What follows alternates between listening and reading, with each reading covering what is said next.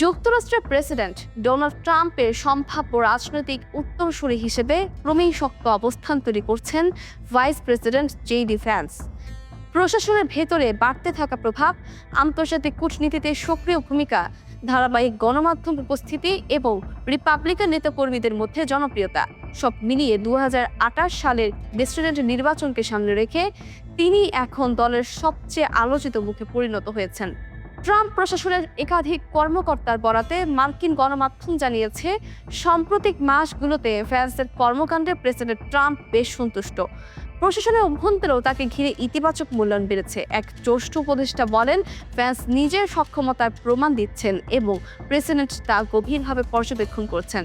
প্রশাসনের কর্মকর্তাদের ভাষ্য অনুযায়ী কিছুদিন আগেও ট্রাম্প সম্ভাব্য উত্তরসূরি হিসেবে ভাইস প্রেসিডেন্ট জেডি ভ্যান্স এবং পররাষ্ট্রমন্ত্রী মার্কো রুবিওর মধ্যে তুলনা করতেন, তবে এখন সে আলোচনা অনেকটাই থেমে গেছে। একজন কর্মকর্তা জানান, বর্তমানে ট্রাম্প নিজে ভ্যান্সের প্রশংসা করেন এবং তার পারফরমেন্স নিয়ে সন্তুষ্টির কথা প্রকাশ করেন। ভ্যান্সের রাজনৈতিক অবস্থান আরও শক্তিশালী হতে শুরু করে জুন মাসের মাঝামাঝি।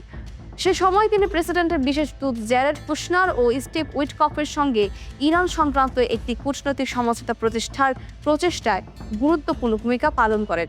একই সময় তার লেখা নতুন বই communion finding my way back to faith প্রকাশিত হয়, যা দ্রুত বেস্ট সেলার তালিকায় জায়গা করে নেয়। রাজনৈতিক কর্মকাণ্ডের পাশাপাশি গণমাধ্যমেও ছিল ভ্যান্সের ব্যাপক উপস্থিতি। জুন মাসে বিভিন্ন টেলিভিশন অনুষ্ঠান, পডকাস্ট, সংবাদ সম্মেলন এবং টক শো মিলিয়ে তিনি 30টির বেশি সাক্ষাৎকার দেন। ট্রাম্পের ঘনিষ্ঠদের দাবি, এইসব অনুষ্ঠানে ভ্যান্সের আত্মবিশ্বাস উপস্থাপনা প্রেসিডেন্টেরও প্রশংসা কুড়িয়েছে। দলের সাংগঠনিক কর্মকাণ্ডেও সক্রিয় রয়েছেন ভাইস প্রেসিডেন্ট। রিপাবলিকান ন্যাশনাল কমিটির জন্য সাম্প্রতিক তহবিল সংগ্রহ অভিযানে তিনি প্রায় $7 কোটি সংগ্রহে সহায়তা করেছেন। বিশ্লেষকদের মতে, ভবিষ্যতে প্রেসিডেন্ট নির্বাচনে অংশ নিলে এই তহবিল সংগ্রহের নেটওয়ার্ক তার বড় রাজনৈতিক সম্পদ হয়ে উঠতে পারে। জাতীয় পর্যায়ে ভ্যান্সের জনপ্রিয়তা এখনও খুব বেশি না হলেও রিপাবলিকান ভোটারদের মধ্যে তার গ্রহণযোগ্যতা উল্লেখযোগ্যভাবে বেড়েছে। সাম্প্রতিক এক জনমত জরিপে রিপাবলিকানদের মধ্যে তার নিট জনপ্রিয়তা 62%, যা ট্রাম্পের 65%-এর কাছাকাছি এবং মার্কো রুবিওর চেয়ে অনেক বেশি। বিভিন্ন সম্ভাব্য প্রাথমিক নির্বাচনের জরিপেও অন্য সম্ভাব্য প্রার্থীদের তুলনায় এগিয়ে রয়েছেন তিনি। তবে ভ্যান্সকে ঘিরে সমালোচনাও কম নয়। ইরানের সঙ্গে সমঝোতার উদ্যোগ এবং ইসরায়েলের ডানপন্থী রাজনীতিকদের বিষয়ে তার অবস্থানের কারণে যুক্তরাষ্ট্রের ইসরায়েলপন্থী রক্ষণশীলদের একটি অংশ অসন্তুষ্ট।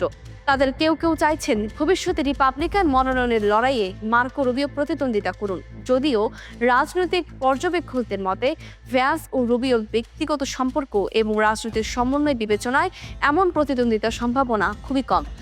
এদিকে সরকারের অর্থনৈতিক নীতিতে ভ্যান্সের অবস্থান নিয়ে প্রশ্ন তুলেছেন কিছু রক্ষণশীল অর্থনৈতিক বিশ্লেষক। তাদের অভিযোগ, মুক্তবাজার অর্থনৈতিক বিষয়ে তিনি ঐতিহ্যগত রিপাবলিকান অবস্থান থেকে কিছুটা সরে এসেছেন। তবু সামগ্রিক চিত্র বলছে, রিপাবলিকান রাজনীতিতে জেডি ভ্যান্সের অবস্থান আগের যে কোনো সময়ের তুলনায় শক্তিশালী।